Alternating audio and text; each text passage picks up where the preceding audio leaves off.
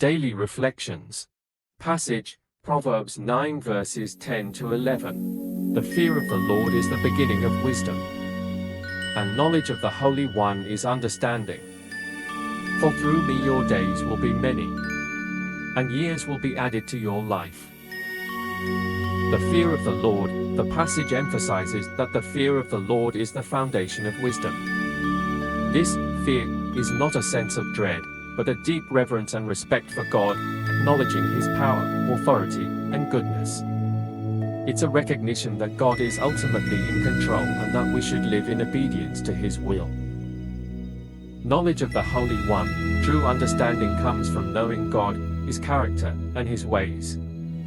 This knowledge is not just intellectual, but also experiential, gained through a personal relationship with Him. The promise of longevity. The passage promises that those who seek wisdom and understanding will experience a long and fulfilling life.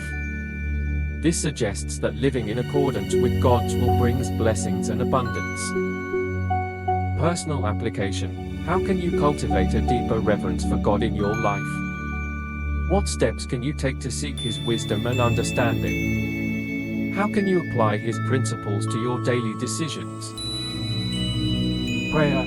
Pray for wisdom and understanding, for a heart that fears the Lord, and for a life that reflects His will. Additional thoughts. The value of wisdom. Wisdom is a precious gift, guiding us in making wise choices and navigating life's challenges. It helps us to see things from God's perspective and to live in accordance with His purposes. Seeking God's guidance. We are called to seek God's guidance in all aspects of our lives. He is our source of wisdom and understanding, and He desires to lead us in the right path. Seeking God's guidance. We are called to seek God's guidance in all aspects of our lives.